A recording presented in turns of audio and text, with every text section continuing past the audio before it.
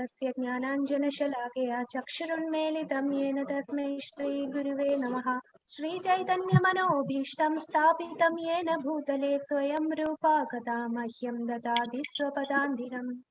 वन्देऽहं श्रीगुरु श्रीयुतपदकमलं श्रीगुरुं वैष्णवांश्च श्रीरूपं साग्रजातं सहगण रघुनाथान्वितं त्वं सजीवं साद्वैतं सावधूतं परिजनसहितं कृष्णचैतन्यदेवं श्रीराधा कृष्णपादान् सहगण ललिता श्रीविशाखान्वितांश्च। हे कृष्णा करुणा सिन्धु दीनबन्धो जगत्पते गोपेशा गोपिका कान्त राधा कान्त नमोऽस्तुते। तप्त काञ्चन गौराङ्गी राधे वृन्दावनेश्वरी कृष्णभानुसुते देवी प्रणमामि हरिप्रिये। वाञ्छाकल्पतरुभ्यश्च कृपा सिन्धुभ्येव च पतितानां पावनेभ्यो वैष्णवेभ्यो नमो नमः। नमो विष्णुपादाय कृष्णप्रेष्ठाय भूतले श्रीमते भक्तिवेदान्त स्वामिन्निति नामिने नमस्ते सरस्वते देवे गौरवाणी प्रचारिणे निर्विशेष शून्यवादी पाश्चात्य देशतारिणे। जय श्री कृष्ण चैतन्य प्रभु नित्यानंद श्री अद्वैत गदाधर श्रीवासादि गौर भक्त वृंद। हरे कृष्ण कृष्ण कृष्ण हरे हरे हरे राम राम राम हरे हरे। हरे कृष्ण कृष्ण कृष्ण हरे हरे हरे राम राम हरे हरे। हरे कृष्ण कृष्ण कृष्ण हरे हरे हरे राम राम हरे हरे। हरे कृष्णा हरे कृष्णा हरे कृष्णा हरे कृष्णा हरे कृष्णा कृष्णा। കൃഷ്ണ ഇന്ന് നെറ്റ് കുറച്ച് കുഴപ്പമില്ലാന്ന് തോന്നുന്നു. അപ്പോൾ ഇന്നലെ നമ്മള് ക്ലാസ് എടുത്തോണ്ടിരുന്നപ്പോ ഈശോപനിഷത്ത് 15 എടുത്തോണ്ടിരുന്നപ്പോൾ മാതാജി ഒരു ഡൗട്ട് ചോദിച്ചു. അതായത് മാതാജി ഉണ്ടോ? ചോദിച്ചത് ഇതായിരുന്നു, സ്വയംഭുവ മനു എന്താണ് യജ്ഞാവതാരത്തിന് ഇത് പറഞ്ഞു കൊടുത്തത്? അപ്പോ ഇത് നമ്മുടെ ഈശോപനിഷത്തില് ഭക്തി വിനോദ് താക്കൂറിന്റെ കമന്റേറ്ററി ഉള്ള ഒരു ഈശോപനിഷത്തുണ്ട്. അപ്പൊ അതിൽ പറയുന്നുണ്ട്, ശരിക്കും നമ്മള് യജുർവേദത്തിന്റെ ഒരു ഭാഗമാണ് ഈശോപനിഷത്ത്. അപ്പൊ ഈ ഈശോപനിഷത്ത് എന്ന് പറയുന്നത് യജ്ഞാവതാരം, ഭഗവാന്റെ ഒരു അവതാരമാണ് യജ്ഞാവതാരം. ആ അവതാരത്തിനെ പ്രാർത്ഥിക്കുന്നതും ഗ്ലോറിഫൈ ചെയ്യുന്ന ഈ സ്വയംഭുവ മനു ഇങ്ങനെ വാഴ്ത്തി പറയുന്നതും ഭഗവാനെ വാഴ്ത്തി പറയുകയും ഭഗവാനോടുള്ള പ്രാർത്ഥനയാണ് ശ്രീ ഈശോപനിഷത്ത്. അപ്പോ ഇത് അതാണ് നമ്മളുടെ വ്യാസദേവൻ പിന്നീട് ഈ വേദങ്ങളെ എല്ലാം 4ആയിട്ട് തിരിച്ചു ഒക്കെ. ആദ്യം ഒരു വേദമേ ഉണ്ടായിരുന്നുള്ളൂ, പിന്നെ വേദങ്ങളെ 4ആയിട്ട് തിരിച്ചതിന് ശേഷമാണ് നമുക്ക് ഈശോപനിഷത്തെല്ലാം സെപ്പറേറ്റ് ആയിട്ട് വന്നു. അപ്പൊ യജുർവേദത്തിന്റെ ഒരു ഭാഗമാണ് ശ്രീ ഈശോപനിഷത്ത്. ഓക്കെ മാതാജി. ഹരേ കൃഷ്ണ. മാതാജി ഒരു സംശയം കൂടി ചോദിക്കട്ടെ. ഇന്നലത്തെ അതായത് നമ്മള് ഭഗവാൻ നമുക്ക് മറവി എന്നുള്ള ഒരു അനുഗ്രഹം തന്നിട്ടുണ്ടെന്നല്ലോ. ഈ മറവി നമ്മളിപ്പോ ജന്മത്തിൽ വരുമ്പോഴാണ് നമ്മളിതെല്ലാം ഭഗവാനെ മറക്കുന്നതും മറ്റും അല്ലേ? അപ്പൊ ഈ ഗർഭസ്ഥ ശിശുക്കളുള്ളപ്പോ ശിശുക്കൾക്ക് ആ ഒരു ഓർമ്മയുണ്ടായിരിക്കും. പക്ഷെ അത് പറയുന്നുണ്ട്, അത് എല്ലാ ശിശുക്കൾക്കും വേണമെന്നില്ല. ഇതുപോലെ ഭക്തന്മാരായിട്ട് ജനിക്കുന്ന കുട്ടികൾക്ക്, കാരണം അവർക്ക് ആ ജന്മത്തിൽ അത് കംപ്ലീറ്റ് ചെയ്യാൻ പറ്റിയില്ല, അതുകൊണ്ടാണല്ലോ നമ്മൾ വീണ്ടും ഒരു ജന്മം എടുക്കേണ്ടി വരുന്നത്. അപ്പൊ അങ്ങനെയുള്ള കുട്ടികൾക്ക് അത് ഓർമ്മ വരും എന്നാണ് കേട്ടത്. അപ്പോ ഇന്ന് നമ്മള് ഈശോപനിഷത്ത് 16ാമത്തെ മന്ത്രം. ഈ 15 തൊട്ട് 18 വരെ ഉള്ളത് മന്ത്രങ്ങൾ എന്ന് പറയുന്നത് പ്രാർത്ഥനയാണ്. അപ്പോൾ കഴിഞ്ഞ പ്രാർത്ഥനയില് നമ്മൾ 15ാമത്തെ ശ്ലോകത്തില് കണ്ടു. എന്താണ് 15ാമത്തെ ശ്ലോകത്തില് കണ്ടത്? ഭഗവാന്റെ ആ രൂപം കാണാനായിട്ട്, അതായത് ആ പ്രകാശം, ആ ബ്രഹ്മജ്യോതി മറയായിട്ട് നിൽക്കുന്നത് കൊണ്ട് ഭഗവാനെ കാണാൻ കഴിയുന്നില്ല. അതുകൊണ്ട് ഒരു പരിശുദ്ധ ഭക്തനെ അത് ദൃശ്യനാക്കി തരൂ ഭഗവാനെ. അങ്ങാണ് പുംസാൻ, അതായത് എല്ലാത്തിനും ആധാരം, എല്ലാത്തിനെയും പരിപാലിക്കുന്നവനാണ് അങ്ങ്.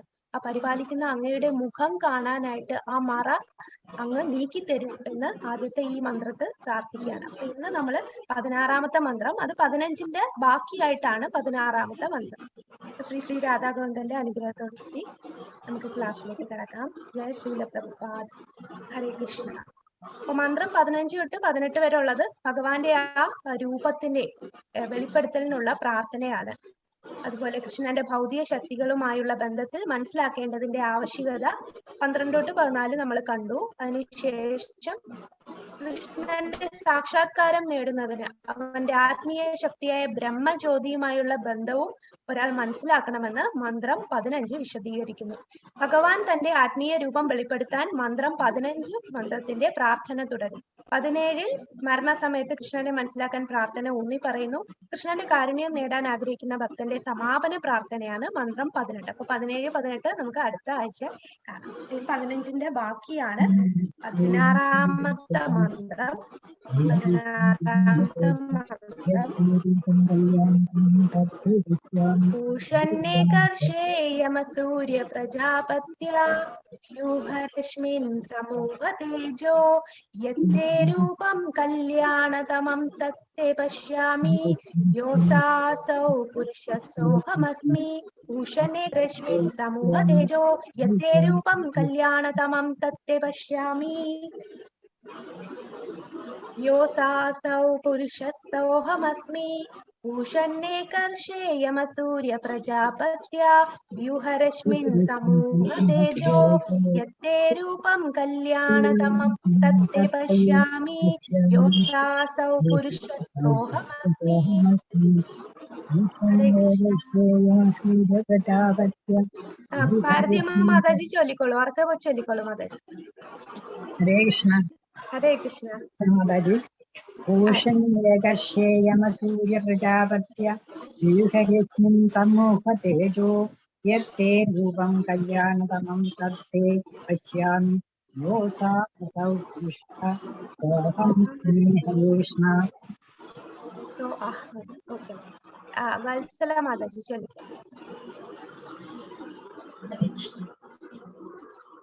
ഭൂഷണ്യേ കർഷേയമസൂര്യ പ്രജാപത്യ വ്യൂഹരശ്മിൻ സമൂഹ തേജോ യത്തേ രൂപം കല്യാണതമം തത്തേ പശ്യാമി യോസാ അസൗ പുരുഷസോഹമസ്തി.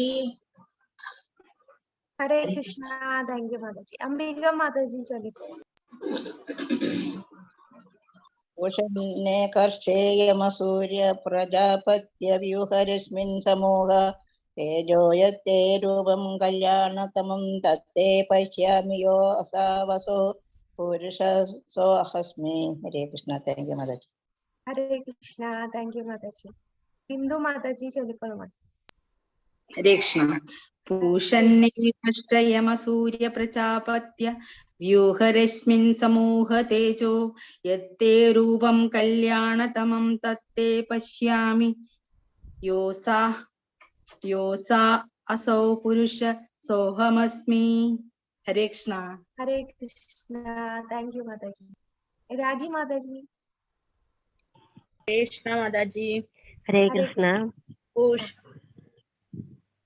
ഭൂഷണ്യേ കർഷേയമസൂര്യ പ്രജാപത്യ വ്യൂഹരശ്മിൻ സമൂഹ തേജോ യത്തേ രൂപം കല്യാണതമം തദത്തേ പശ്യാമി യോസാസൗ പുരുഷസോഹമസ്മി. ഹരേ കൃഷ്ണ. ഹരേ കൃഷ്ണ. താങ്ക് യു മാതാജി. രമണി മാതാജി ചൊല്ലിക്കോളൂ. ഹരേ കൃഷ്ണ മാതാജി. ഹരേ കൃഷ്ണ. ഭൂഷണ്യേ കർഷേയമസൂര്യ പ്രാജപത്യ വ്യൂഹരശ്മിൻ സമൂഹ തേജോ യത്തേ രൂപം കല്യാണതമം തത്തേ പശ്യാമി യോസാവസോ പുരുഷസോഹമസ്മി. ഹരേ കൃഷ്ണ. താങ്ക് യു മാതാജി. രാധിക മാതാജി. ഹരേ ഹരേ കൃഷ്ണ. ഹരേ കൃഷ്ണ. ഭൂഷണ്യേ കർഷേയമസൂര്യ പ്രജാപത്യ വ്യൂഹരശ്മിൻ സമൂഹ തേജോ യത്തേ രൂപം കല്യാണതമം തത്തേ പശ്യാമി യോസൗ അസൗ പുരുഷ സോഹമസ്മി. ഹരേ കൃഷ്ണ മാതാജി. ഹരേ കൃഷ്ണ മാതാജി. ഹരേ കൃഷ്ണ. അപ്പൊ നമുക്ക് ഇതിന്റെ അർത്ഥം എന്താന്ന് നോക്കാം. പ്രഭോ, ആദി ദാർശനിക പ്രപഞ്ച രക്ഷക സർവ നിയാമക തത്വമേ, ശുദ്ധഭക്തന്മാരുടെ ലക്ഷ്യസ്ഥാനമേ, മാനവരാശിയുടെ പൂർവ്വപിതാക്കളുടെ ശുഭകാംക്ഷി, അവിടുത്തെ ആനന്ദപൂർണമായ രൂപം എനിക്ക് ദർശിക്കുന്നതിന് വേണ്ടി അവിടുത്തെ അതീന്ദ്രിയ കിരണങ്ങളുടെ പ്രഭാവത്തിലുള്ള ബന്ധം സൂര്യനോടുള്ള ബന്ധം പോലെയാണ്. അപ്പൊ ഈ ശ്ലോകത്തില് ഭഗവാനെ ഇവിടെ കീർത്തിക്കുകയാണ്. പ്രഭോ ആദിദാർശനിക, പ്രപഞ്ചരക്ഷക, സർവനിയാതക തത്വമേ, ശുദ്ധഭക്തന്മാരുടെ ലക്ഷ്യസ്ഥാനമേ, മാനവരാശിയുടെ പൂർവ്വപിതാക്കളുടെ ശുഭകാംക്ഷി എന്നെല്ലാം പറയുന്നുണ്ട്. അപ്പോ ഇതിനകത്ത് ഇവിടെ ഒരു വാക്കുണ്ട്, പുരുഷസോഹമസ്മി, അതായത് അഹം അസ്മി. അഹം അസ്മി എന്ന് പറഞ്ഞാൽ ശരിക്കും എന്താണ് ആ ഒരു സംസ്കൃത വാക്കിന്റെ അർത്ഥം?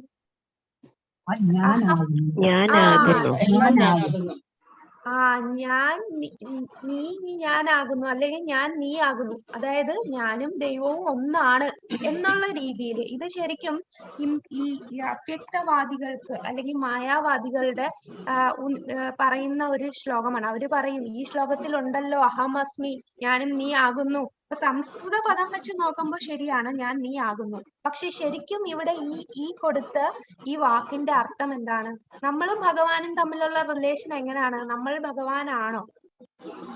നമ്മളും ഭഗവാനുമായിട്ട് ഉള്ള ബന്ധം നമ്മൾ എപ്പോഴും പറയാറുണ്ട്. നമ്മള് ഭഗവാനുമായിട്ട് ഒരു കാര്യത്തിൽ ഒന്നാണ്, പക്ഷെ വേറൊരു കാര്യത്തിൽ വ്യത്യാസമുണ്ട്. എന്തിലാണ് നമ്മളും ഭഗവാനും ഒന്നായിട്ടുള്ളത്? ജീവാത്മാവും പരമാത്മാവും. അത് തന്നെ, ജീവാത്മാവും പരമാത്മാവും ഒരു കാര്യത്തിൽ ഒന്ന് തന്നെയാണ്. ഏത് കാര്യത്തിലാണ് ഒന്നായിട്ടുള്ളത്? നമ്മള് ഭക്തിയുടെ ഇതിലാണെങ്കിലും കൂടിയിട്ട് അംശം വലിപ്പത്തില് ഒന്നല്ലല്ലോ, അത് അജിന്ത്യ ഭേദ തത്വം. ഹരേ കൃഷ്ണ. അപ്പൊ അതായത് നമ്മള് ഗുണത്തിൽ ഒന്നാണ്, പക്ഷെ നമ്മള് ഭഗവാന് ഒന്ന് അല്ലാതെ വ്യത്യാസമാണ് അല്ലെ. ഗുണത്തിൽ നമ്മൾ ഒന്നാണ് എന്നേ ഉള്ളൂ, പക്ഷെ ആ ഒരു വലിപ്പത്തിലോ നമ്മൾ ഒരിക്കലും, നമ്മൾ വെറും അണുവാണ്, ഭഗവാൻ വിഭുവാണ്. ആ ഒരു കടലിന്റെ ഒരു തുള്ളിയും പോലെയാണ്. അപ്പൊ ഈ കാര്യം ഒരു മായാവാദിയാണ് ഈ ഒരു ശ്ലോകം പറയും. കാരണം ഇതിനകത്തൊന്നും ഭഗവാനെ പറയുന്നില്ല, കൃഷ്ണനാണെന്നൊന്നും പറയുന്നില്ല.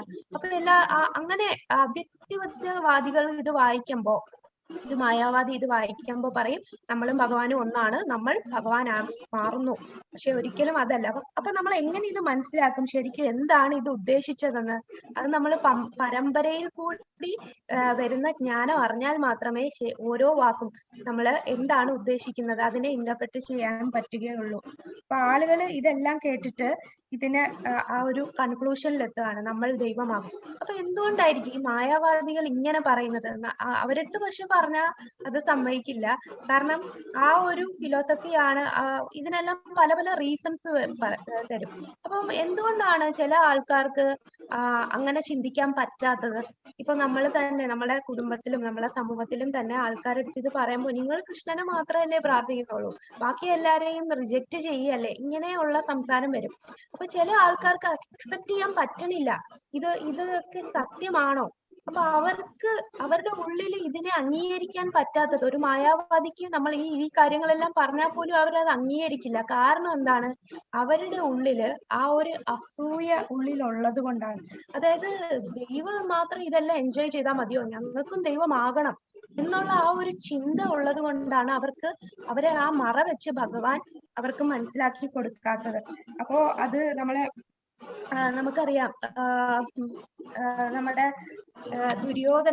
ദുര്യോധനന് ഭഗവാൻ ആ ഒരു രൂപം കാണിക്കുന്നു, വിശ്വരൂപം മൊത്തത്തിൽ കാണിക്കുന്നില്ല, ചെറുതായിട്ട്. അതായത് ഈ യുദ്ധത്തിന് മുമ്പേ ഭഗവാൻ ഈ ഒരു സമാധാനത്തിന് യുദ്ധം ഒഴിവാക്കാൻ വേണ്ടി സംസാരിക്കാൻ പോയി. അപ്പോഴും ദുര്യോധനൻ കാണുന്നുണ്ട് ഭഗവാന്റെ ആ ഒരു രൂപം, ആ ഒരു പ്രകാശം. എന്നിട്ടും ദുര്യോധനൻ അത് മനസ്സിലാക്കണില്ല. കാരണം ഇതെന്തോ ഒരു മായാവി പോലെയാണ്, കൃഷ്ണൻ ഒരു മാജിക്കുകാരനാണെന്നുള്ള രീതിയിലേ കാണുന്നുള്ളൂ. ഭഗവാനാണെന്ന് അത് സ്വയം കണ്ടിട്ട് പോലും അംഗീകരിക്കാൻ കഴിയുന്നില്ല.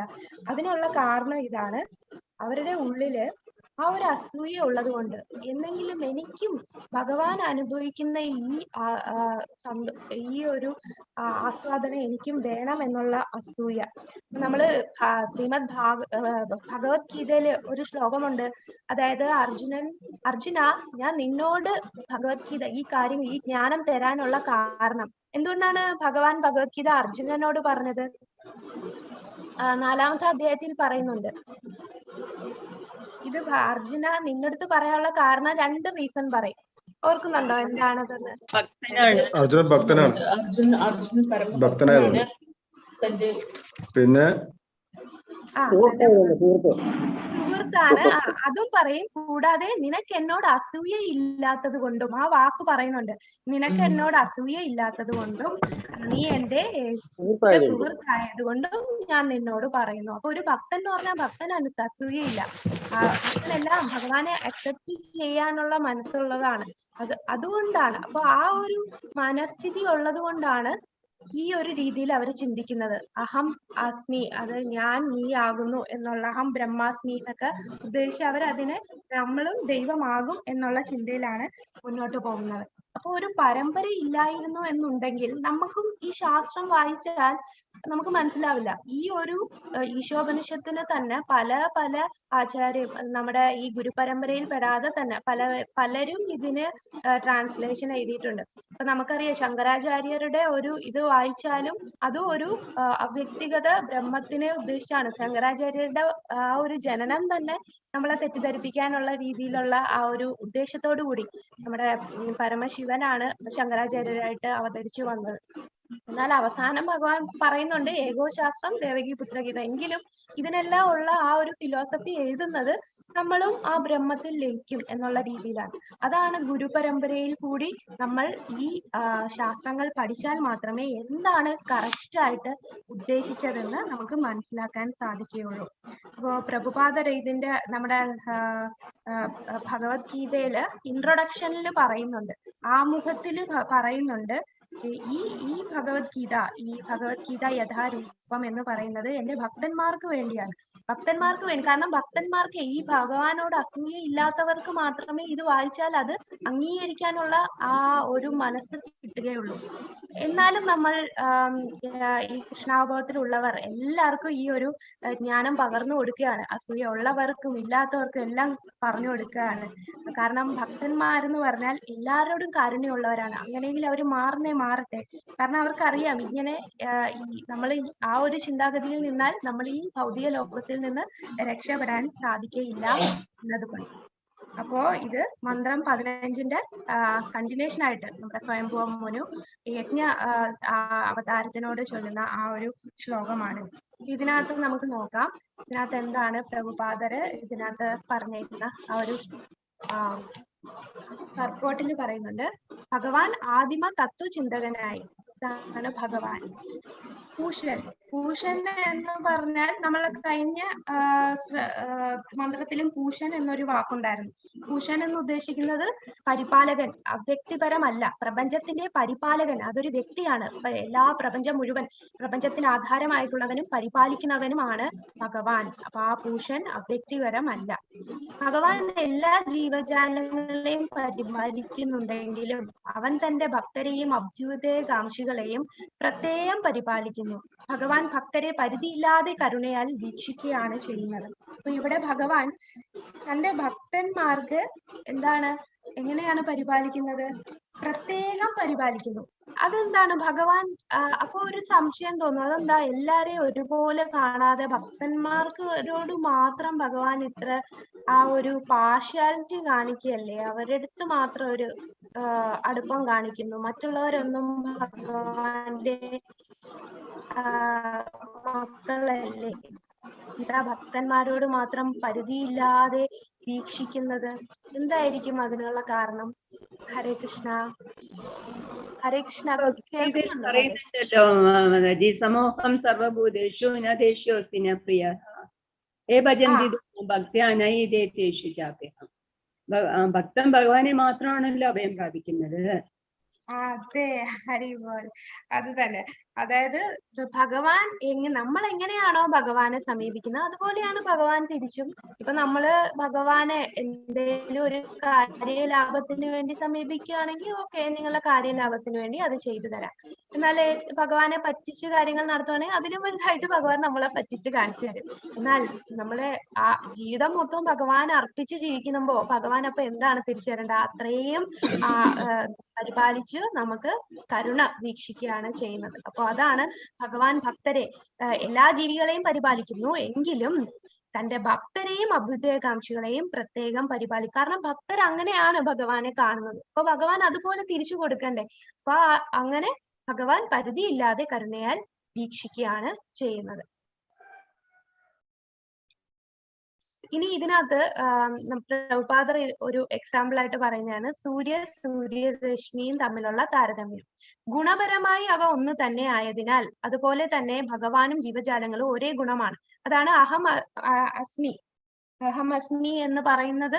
അതിന്റെ അർത്ഥം നമ്മൾ ഗുണത്തിൽ ഭഗവാനും നമ്മളും ഒന്ന് തന്നെയാണ്. അപ്പം ഒരേ ഗുണത്തിലാണ് നമ്മൾ എന്ന് പറയുന്നത്. ഈ സൂര്യൻ ഒന്നാണ്, പക്ഷെ സൂര്യരശ്മികളുടെ തന്മാത്രകൾ എണ്ണമറ്റതാണ്. അപ്പൊ സൂര്യൻ എന്ന് പറയുമ്പോൾ സൂര്യരശ്മി എന്ന് പറയുമ്പോൾ അതിനകത്ത് ഒരുപാട് തന്മാത്രകളുണ്ട്. അപ്പൊ ഗുണത്തില് സൂര്യന്റെ ആ വെളിച്ചം സൂര്യരശ്മികളും തരുന്നു. പക്ഷെ ഒരു സൂര്യരശ്മിയുടെ തന്മാത്ര എടുക്കുമ്പോൾ അത് എണ്ണമറ്റതായിട്ട് ഇരിപ്പുണ്ട്. അതെല്ലാം ചെറുതാണ് ആ തന്മാത്രകൾ എന്ന് പറയുന്നത്.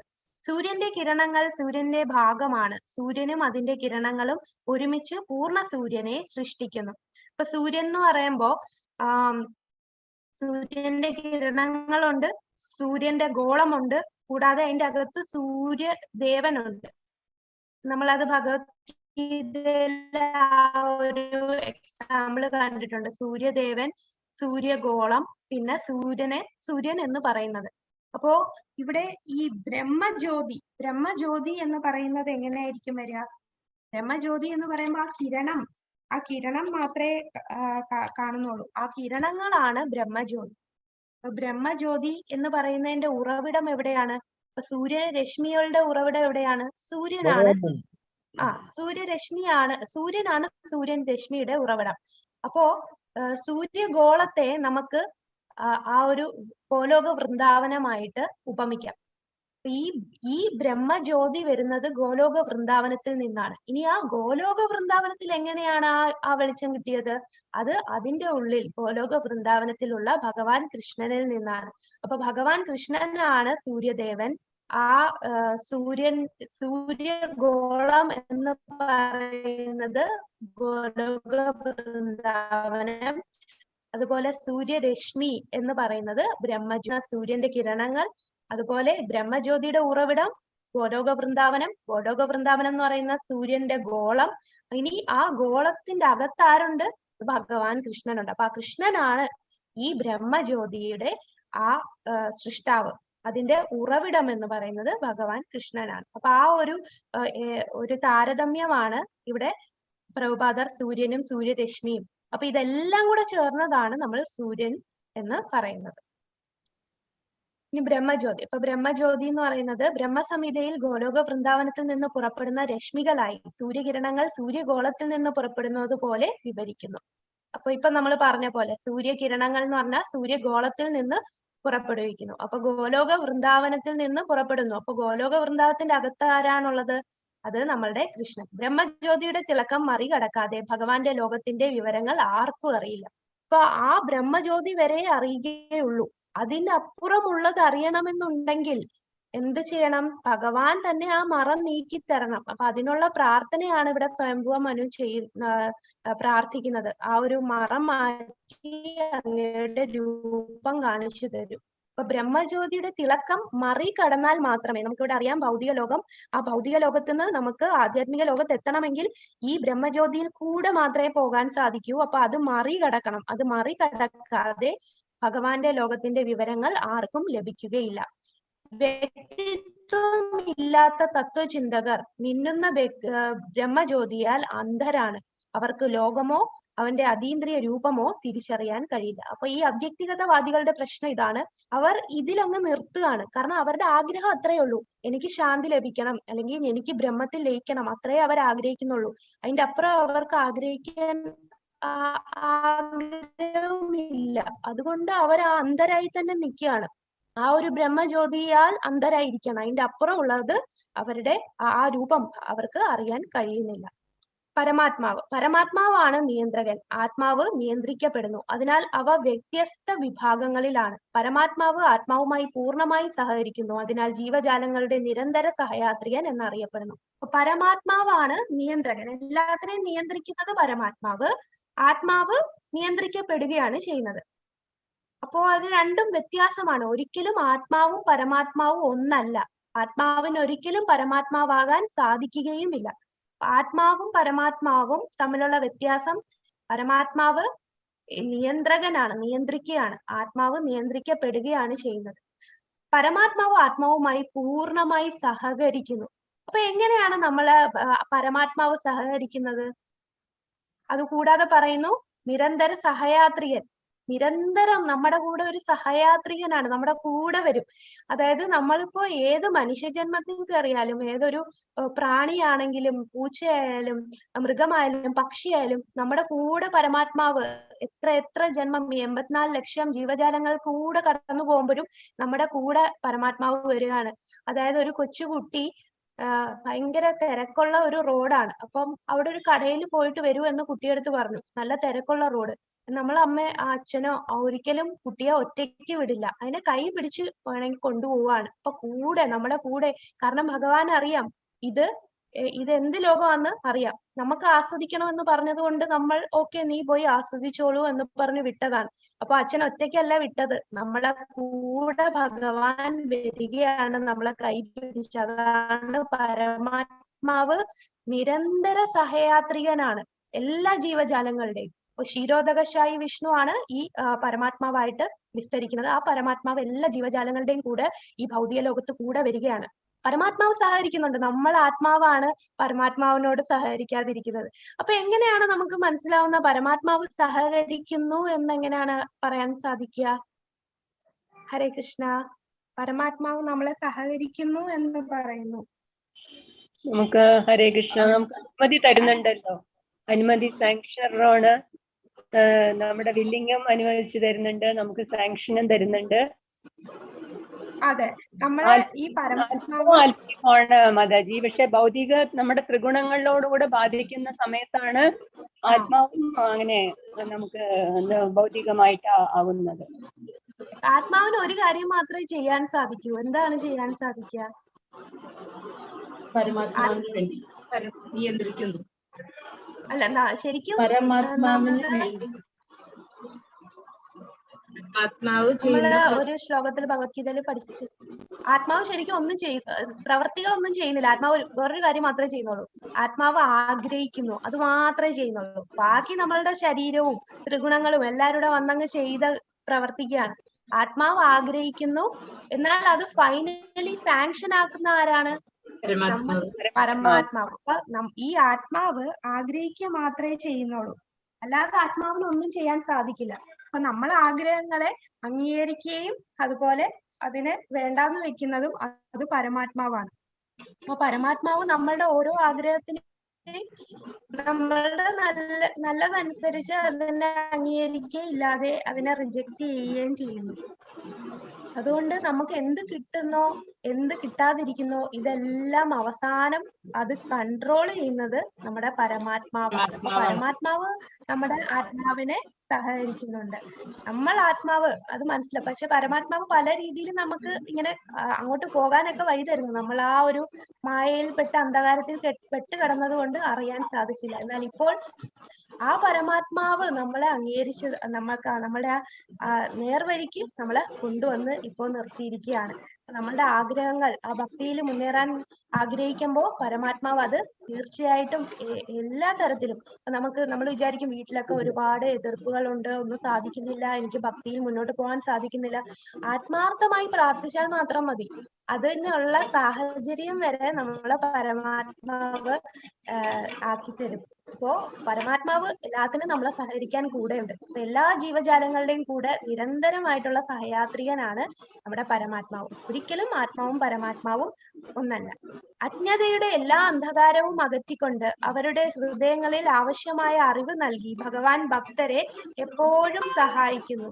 തത്വചിന്തകരും ജ്ഞാനികളും യോഗികളും സ്വന്തം ശക്തിയെ ആശ്രയിക്കുന്നു. ഹരേ കൃഷ്ണ. ഒരു സെക്കൻഡ്.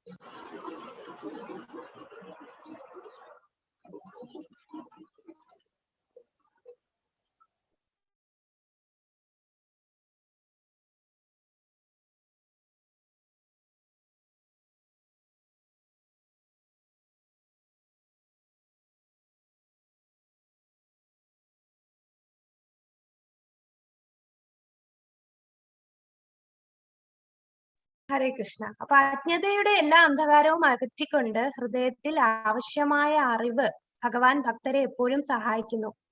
അത് ഏത് ശ്ലോകമാണെന്ന് പറയാൻ പറ്റുമോ? നമ്മളെ ഭഗവത്ഗീതയിലുള്ള ഒരു ശ്ലോകമാണത്. നമ്മുടെ അജ്ഞതയുടെ എല്ലാ അന്ധകാരവും അകറ്റി ഹൃദയത്തിൽ ആവശ്യമായ അറിവ് നൽകി ഭഗവാൻ ഭക്തരെ എപ്പോഴും സഹായിക്കുന്നു. ഒന്ന് ഗസ് ചെയ്യാൻ പറ്റുമോ? നമുക്ക് ആ അന്ധകാരത്തെ മാറ്റി ഭഗവാൻ നമുക്ക് ബുദ്ധി തരുന്നത്. അപ്പൊ നമുക്ക് ഭഗവാനെ അറിയണമെന്നുണ്ടെങ്കിൽ ആ ബുദ്ധി തരുന്നതും ഭഗവാനാണ്. നമ്മുടെ അന്ധകാരേജമാണോ തുടക്കം?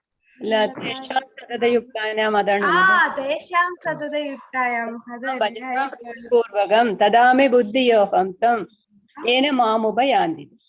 അതെ, ഹരി ബോൽ. അതെ, അതാണ് നമ്മളെ ചതുർശ്ലോകി ഭഗവത്ഗീതയിൽ വരുന്ന ശ്ലോകമാണ്. തേഷാം സതതയുക്തായാം. അതായത് ദദാമി ബുദ്ധി യോഗം തം. നമുക്ക് ആവശ്യമുള്ള ബുദ്ധി നമുക്ക് ഭഗവാൻ തരികയാണ്. അപ്പൊ നമ്മൾ തന്നെ ചിന്തിക്കും, നമുക്ക് ഈ കാര്യങ്ങളൊക്കെ മനസ്സിലാക്കാൻ ആദ്യമായിട്ട് നമ്മൾ ഭഗവത്ഗീതയിൽ വരുമ്പോൾ ഒന്നും മനസ്സിലാവില്ല. പക്ഷെ നമ്മൾ ആ ഭക്തിയുദ്ധ സേവനം ചെയ്ത് വരുമ്പോൾ ഭഗവാൻ തന്നെ നമുക്ക് ബുദ്ധി തരും ഇത് മനസ്സിലാക്കാനുള്ളത്. നമ്മളൊക്കെ ഇത്രയും ഒരു ലെവലിൽ എത്തിയത് ആ ബുദ്ധി നമുക്ക് ആവശ്യമായ അറിവ് ആരാണ് നൽകിയത്? ഭഗവാൻ തന്നെ നമുക്ക് തന്നു സഹായിക്കുകയാണ്. നമ്മൾ പോലും അറിയില്ല. ചില കാര്യങ്ങൾ നമ്മൾ ചിന്തിക്കുന്നു, ഇതൊക്കെ ഞാൻ തന്നെ പറഞ്ഞാണോ? ഒന്ന് പുറകോട്ടൊന്ന് ചിന്തിച്ചു നോക്കിയേ. ഒരു 5 കൊല്ലം മുമ്പ് നമ്മൾ എങ്ങനെയായിരുന്നു, ഇപ്പൊ എങ്ങനെയായിരുന്നു?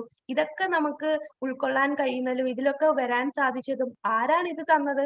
ആ അന്ധകാരം മാറ്റിക്കൊണ്ട് ആ ഒരു അറിവ് നമ്മളെ തന്ന് സഹായിക്കുകയാണ് ഭഗവാൻ. അപ്പൊ ആ ഹൃദയത്തിൽ ആവശ്യമായ അറിവ് നൽകി ഭഗവാൻ ഭക്തരെ സഹായിക്കുന്നു.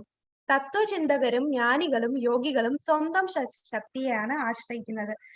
അവരതിനെ കുറിച്ച് ചിന്തിക്കുന്നില്ല. അവർക്ക് സ്വന്തം ശക്തി, കാരണം അവർ ഭക്തിയുദ്ധ സേവനം ചെയ്യുന്നില്ല.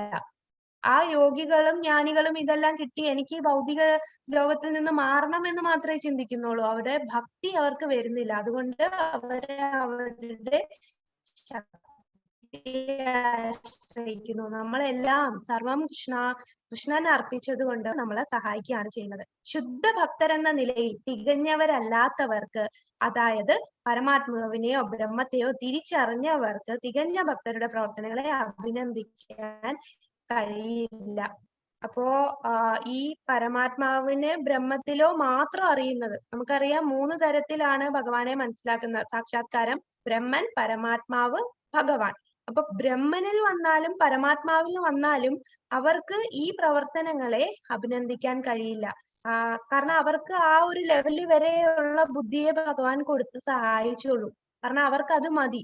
അതുകൊണ്ട് ആ ഒരു ഭക്തി യുദ്ധ സേവനം ചെയ്യുമ്പോൾ നമുക്ക് ആവശ്യമായുള്ള ബുദ്ധി തന്ന് അന്ധകാരത്തെ നമുക്ക് മാറ്റാൻ സാധിക്കും. അതാണ് പരമാത്മാവ്. ഇനി ഭഗവാൻ എന്ന വാക്കിന് നമ്മൾ നേരത്തെ പഠിച്ചിട്ടുണ്ട്. ഭഗവാൻ എന്ന വാക്ക് ആരാണ് തന്നത്? ഭഗവാൻ പരാശര മുനി തന്നു. അപ്പം 6 ഐശ്വര്യങ്ങൾ മൊത്തത്തിലുള്ളവൻ, അതാണ് ഭഗവാൻ. അപ്പൊ ഇവിടെ നമ്മൾ ഭഗവാൻ എന്നുള്ള വാക്ക് നമ്മുടെ ജീവഗോസ്വാമിയാണ് ഇവിടെ പറയുന്നത്. അപ്പോ ജീവഗോസ്വാമി ഇവിടെ ഭഗവാനെ ഭഗവാൻ അങ്ങനെ ഓരോ വാക്കായിട്ട് പറയും. ഭ എന്ന് പറഞ്ഞാൽ പൂർണ്ണമായി പരിപാലിക്കുന്നവൻ അല്ലെങ്കിൽ രക്ഷാധികാരി.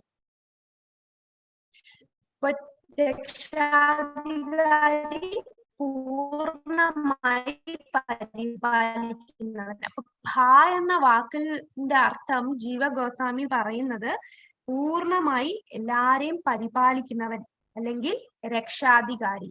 ഇനി രണ്ടാമത്തത് നേതാവ്, സ്രഷ്ടാവ്. അപ്പൊ എല്ലാരെയും വഴികാട്ടുന്നവൻ, നമ്മളുടെ എല്ലാവരുടെയും നേതാവ്, എല്ലാവർക്കും ആധാരമായിട്ടുള്ളവൻ, എല്ലാത്തിനെയും സൃഷ്ടിച്ചവൻ, അത് വാൻ. എല്ലാ ജീവജാലങ്ങളിലും അവൻ വസിക്കുന്നുവെന്നും അവൻ എല്ലാ ജീവജാലങ്ങളിലും ജീവിക്കുന്നുവെന്നും അക്ഷരം സൂചിപ്പിക്കുന്നു. അപ്പൊ ഈ ഒരു ഡിവിഷൻ തന്നത് നമുക്ക് ജീവഗോസ്വാമിയാണ്. അതായത് ഭഗവാൻ. ഭ എന്ന് പറഞ്ഞാൽ പൂർണ്ണമായി പരിപാലിക്കുന്നവൻ. അതായത് പുംസാൻ എന്ന വാക്ക് നമ്മൾ പറഞ്ഞു, പരിപാലിക്കുന്നവൻ, പൂർണ്ണമായി പരിപാലിക്കുന്നവൻ അല്ലെങ്കിൽ രക്ഷാധികാരി. ക എന്ന് പറഞ്ഞാൽ വഴികാട്ടി, നേതാവ്, സ്രഷ്ടാവ്. വാൻ എല്ലാ ജീവജാലങ്ങളിലും അവനിൽ വസിക്കുന്നുവെന്നും അവൻ എല്ലാ ജീവജാലങ്ങളിലും വസിക്കുന്നുവെന്നും ഈ അക്ഷരം സൂചിപ്പിക്കുന്നു. എല്ലാ കാരണങ്ങൾക്കും കാരണം ഭഗവാനാണ്. അവന് കാരണമായതൊന്നുമില്ലാത്തതിനാൽ അവനാണ് യഥാർത്ഥ കാരണം. സർവകാരണ കാരണം, എല്ലാ കാരണങ്ങൾക്കും കാരണമാണ് ഭഗവാൻ. ഭഗവാൻ കാരണമായത് ഒന്നുമില്ലാത്തതിനാൽ അവനാണ് യഥാർത്ഥ കാരണം. ഇപ്പൊ ഭഗവാൻ, ശരിക്കുള്ള ഭഗവാൻ എന്ന് പറയുന്ന ഭഗവാൻ കൃഷ്ണൻ തന്നെയാണ്. പക്ഷെ ചില ശാസ്ത്രങ്ങളില് ചിലയിടത്ത് നമുക്ക് മഹേശ്വരനെ, അപ്പൊ ചിലടത്ത് നാരദനെയൊക്കെ ഭഗവാൻ എന്ന് പറയുന്നുണ്ട്. അപ്പൊ അവിടെ ഭഗവാൻ എന്ന് പറയാനുള്ള കാരണം ആ ഭഗവാന്റെ ഭക്തന്മാരെ ഉയർത്തിക്കാട്ടാൻ വേണ്ടി പറയുന്നു എന്നേ ഉള്ളൂ. ശരിക്കും ഭഗവാൻ എന്ന് പറയുന്നത് അത് എല്ലാരെയും പരിപാലിക്കുന്നവനും എല്ലാവർക്കും രക്ഷാധികാരിയുള്ളതും എല്ലാവരുടെയും നേതാവ് സ്രഷ്ടാവായിട്ടുള്ളതും എല്ലാ ജീവജാലങ്ങളിലും വസിക്കുന്നവനും എല്ലാ ജീവജാലങ്ങളിൽ ജീവിക്കുന്നവനും എന്നുള്ളവൻ മാത്രമാണ് ഭഗവാൻ. അത് സാക്ഷാൽ ഭഗവാൻ കൃഷ്ണൻ തന്നെയാണ്. ഇത് ജീവഗോസ്വാമി ഇരിക്കുന്നത്. ഹരേ കൃഷ്ണ. അപ്പൊ ഇത്രയേ ഉള്ളൂ നമ്മളുടെ ഈ ഒരു മന്ത്രം. വളരെ ചെറുതാണ്, ഇതിന്റെ പർപ്പോട്ടും വളരെ ചെറുതാണ്. ഈ മന്ത്രം നമുക്ക് ഒന്നുകൂടെ നോക്കാം. ഇതില് പൂഷന്നെ കർഷേയമസൂര്യ പ്രജാപത്യ വ്യൂഹരശ്മിൻ സമൂഹ തേജോ യത്തേ രൂപം കല്യാണതമം തത്തേ പശ്യാമി യോസാസൗ പുരുഷസോഹമസ്മി. അപ്പൊ ഇതിനകത്ത് അസ്മി എന്നുള്ള വാക്കാണ് ഇവിടെ കൺഫ്യൂഷൻ വരുന്നത്. കല്യാണതമം എന്ന് പറഞ്ഞാൽ എന്താണ്, അത്രയും ഓൾ ഓസ്പീഷ്യസ് എന്ന് പറയും. അപ്പോ ഇതിനകത്ത് ഈ ഓരോ വാക്കുകളും ഭഗവാനെ പ്രകീർത്തിച്ചുകൊണ്ടാണ് ഇവിടെ പറയുന്നത്. ആദി ദാർശനിക, പ്രപഞ്ച രക്ഷക, സർവനവരാശിയുടെ പൂർവ്വപിതാക്കളുടെ ശുഭകാംക്ഷി, ആനന്ദപൂർവമായ രൂപം, അതീന്ദ്രിയ കിരണങ്ങളുടെ പ്രഭാപുരത്തെ നീക്കി തന്നാലും സർവേശ്വരനായ അങ്ങയോട് എനിക്കുള്ള ബന്ധം സൂര്യനോടുള്ള ബന്ധം പോലെയാണ്. അപ്പൊ നമ്മള് സൂര്യന്റെ ആയിട്ടുള്ള ആ ഒരു അനലോഗി ഇവിടെ കണ്ടു. സൂര്യൻ എന്ന് പറയുമ്പോ സൂര്യദേവനുണ്ട്, സൂര്യഗോളമുണ്ട്, സൂര്യരശ്മിയുണ്ട്. സൂര്യരശ്മി എന്ന് പറഞ്ഞാൽ ബ്രഹ്മജ്യോതി, സൂര്യഗോളം എന്ന് പറഞ്ഞാൽ നമ്മളെ ഗോലോക വൃന്ദാവനം, സൂര്യദേവൻ എന്ന് പറയുന്നത് ഭഗവാൻ കൃഷ്ണൻ. അപ്പൊ ബ്രഹ്മജ്യോതിയുടെ ഉറവിടം എന്ന് പറയുന്നത് ഭഗവാൻ കൃഷ്ണനിൽ നിന്നാണ്. ആ വ്യത്യാസവും നമ്മൾ കണ്ടു. പിന്നെ പരമാത്മാവും അതുപോലെ ആത്മാവും രണ്ടാണ് എന്ന് വ്യക്തമായി കഴിഞ്ഞ മന്ത്രത്തിലും അത് പറയുന്നുണ്ട്. അപ്പൊ എപ്പോഴും നമ്മളെ സഹകരിക്കുകയും നമ്മുടെ കൂടെ വരികയാണ് പരമാത്മാവ്. നമ്മളുടെ ഈക്ക് ബുദ്ധി തരുന്നതും ഭഗവാൻ, ആ അന്ധകാരം മാറ്റി തരുന്നതും ആ അറിവ് തരുന്നതും എല്ലാം ഭഗവാനാണ്. പിന്നെ ഈ ബ്രഹ്മജ്യോതികൾക്കും അതുപോലെ പരമാത്മാവിനെയും മനസ്സിലാക്കിയവർക്ക് ഒരിക്കലും ഭക്തന്മാരെ, ശുദ്ധ ഭക്തന്മാരുടെ ആ നില മനസ്സിലാക്കാൻ സാധിക്കുകയില്ല. അപ്പൊ ഭഗവാൻ എന്നുള്ള വാക്കിന് ജീവഗോസ്വാമി ഭ എന്ന് പറഞ്ഞാൽ പരിപാലകൻ അല്ലെങ്കിൽ രക്ഷാധികാരി, ഗ എന്ന് പറഞ്ഞാൽ വഴികാട്ടി, നേതാവ്, സ്രഷ്ടാവ്, വാൻ, എല്ലാ ജീവജാലങ്ങളിലും അവൻ വസിക്കുകയും അവൻ എല്ലാ ജീവജാലങ്ങളിലും ജീവിക്കുന്നു എന്നും അക്ഷരം സൂചിപ്പിക്കുകയാണ്. അപ്പൊ ഇവിടെ ഭഗവാൻ ഇങ്ങനെ നമ്മുടെ ഹൃദയത്തിൽ അറിവ് തരുന്നു. ഈ അറിവ് തരുന്നത് ഈ ഒരു പിക്ചറിൽ ആർക്കാണ് അറിവ് കൊടുത്തിരിക്കുന്നത്? ഇതാരാണെന്ന് മനസ്സിലായോ? ഈ ഒരു പടത്തില് ധ്രുവനാണ്. അപ്പൊ ആ ധ്രുവന് ആ ഒരു അറിവ് ഭഗവാൻ അന്ധകാരം നീക്കി ആ ഒരു ജ്ഞാനം കൊടുത്തു. കൂടാതെ നമുക്കറിയാം ശ്രീമദ് ഭാഗവതത്തില് നമ്മൾ ആദ്യത്തെ സ്കന്ധത്തില് നമ്മൾ പഠിച്ചല്ലോ. നമ്മള് നാരദമുനി കുട്ടിയായിരുന്നപ്പോൾ എന്താണ് സംഭവിച്ചത്? അദ്ദേഹത്തിന് ആ ജ്ഞാനം അവിടെ വന്ന മഹർഷിമാര്, അവരിൽ നിന്ന് ആ ഭക്തന്മാര് ചതുർമാസത്തില് ആ നാരദ മുനിയുടെ ആ കുട്ടിയായിരുന്നപ്പോൾ വീട്ടില് വന്ന് അവരുടെ നിന്ന് ജ്ഞാനം ലഭിച്ചു. കൂടാതെ അവിടെ അമ്മ മരിക്കുകയാണ്. അമ്മ മരിച്ചപ്പോഴും എന്താണ് ഇത് എനിക്ക് ഈ ഭക്തിയിലോട്ട് പോകാനുള്ള സാഹചര്യം ഭഗവാൻ ഒരുക്കി തരികയാണ്. അത് കുട്ടിക്ക് മനസ്സിലാക്കിക്കൊണ്ട് അങ്ങനെ പിന്നെ കാട്ടിൽ പോകുന്നു. കൂടാതെ ഭഗവാൻ പറയുന്നു. പെട്ടെന്ന് ഒരു സെക്കൻഡിൽ ഭഗവാന്റെ ആ രൂപം കിട്ടുന്നു. പിന്നീട് ഭഗവാൻ അപ്രത്യക്ഷമാകുന്നു. ഭഗവാൻ പറയുന്നു, ഈ ഒരു ജന്മം നിനക്ക് കാണാൻ പറ്റില്ല, പക്ഷെ ഈ ഒരു ജന്മം നീ കഴിഞ്ഞാൽ അടുത്ത ജന്മത്തിൽ നിനക്ക് എൻ്റെ അടുത്തെത്താം. അപ്പോ ആ ഒരു ലക്ഷ്യത്തോടു കൂടി ജീവിക്കുകയാണ്. അപ്പൊ ആ ജ്ഞാനമൊക്കെ ആരാണ് കൊടുക്കുന്നത്? അത് നമ്മളുടെ ഹൃദയത്തിലുള്ള ഭഗവാൻ തന്നെ കൊടുക്കുകയാണ്. ആ ഒരു അറിവ് നന്ദി. ഭഗവാൻ ഭക്തന്മാരെ എപ്പോഴും സഹായിക്കുകയാണ്. നാരദമുനിയെ മാത്രമല്ല, നമുക്ക് തന്നെ എക്സ്പീരിയൻസ് ചെയ്യാല്ലേ. ഇപ്പൊ ഈ ക്ലാസ്സിൽ വന്നവർക്ക് തന്നെ തോന്നുന്നില്ലേ നമുക്ക് എന്തുമാത്രം മാറ്റങ്ങളാണ് ജീവിതത്തിൽ വന്നതും നമ്മൾ എന്തുമാത്രം കാര്യങ്ങൾ മനസ്സിലാക്കിയെന്നും. ഹരേ കൃഷ്ണ. തീർച്ചയായിട്ടും തീർച്ചയായിട്ടും ഹരേ കൃഷ്ണ. അത് നമുക്ക് തന്നെ എക്സ്പീരിയൻസ് ചെയ്യാം. അപ്പൊ നമുക്ക് കൂടുതൽ മനസ്സിലാവും ഭഗവാൻ നമ്മളെ എന്തെല്ലാം രീതിയിൽ നമ്മളെ സഹായിക്കുന്നു എന്ന്. അപ്പോ ആ ഒരു പ്രസൻസ് അങ്ങനെ ഭഗവാനുണ്ടോ എന്ന് ചോദിച്ചാൽ നമുക്ക് കണ്ടിട്ടുണ്ടോ എന്ന് ചോദിക്കാൻ അനുഭവം ഉണ്ട്. അപ്പൊ നമുക്ക് പറയാം ഭഗവാൻ. ഹരേ കൃഷ്ണ മാതാജി. ബ്രേക്ക് ആവുന്നു അല്ലേ? അതെ അതെ അതെ അതെ അതെ. സാരില്ല. അപ്പൊ നമ്മളെ ക്ലാസ് കഴിഞ്ഞു. ഇതൂടെ ഉള്ളൂ. ഇത് വിശദീകരിക്കുക. പൂഷൻ എന്ന വാക്കിന്റെ അർത്ഥം എന്താണ്? പരിപാലകൻ. എല്ലാത്തിനെയും പരിപാലിക്കുന്നവൻ. എല്ലാത്തിനെയും പരിപാലിക്കുന്നവൻ. ഇനി ഭാഗവാൻ. ജീവഗോസ്വാമി ഭാ എന്ന് പറഞ്ഞാൽ പൂർണ്ണമായി പരിപാലിക്കുന്നവൻ. സൃഷ്ടാവ്, നേതാവ്, വാൻ എന്ന് പറഞ്ഞാൽ എല്ലാവരിലും ജീവിക്കുന്നു. എല്ലാ ജീവജാലങ്ങളും ഭഗവാനുണ്ട്. ഈശ്വരൻ എല്ലാത്തിലും ഉണ്ട്. എല്ലാ ജീവജാലങ്ങളിലും ഭഗവാൻ എല്ലാ ജീവജാലങ്ങളിലും വസിക്കുന്നു, എല്ലാ ജീവജാലങ്ങളിലും ജീവിക്കുന്നു എന്നും അക്ഷരം സൂചിപ്പിക്കുന്നു. ഹരേ ബോൽ. അപ്പൊ ഇതാണ് നമ്മളുടെ ഇന്നത്തെ ഈ ശ്ലോകം. ഹരേ കൃഷ്ണ കൃഷ്ണ കൃഷ്ണ ഹരേ ഹരേ, ഹരേ ഹരേ, ഹരേ രാമ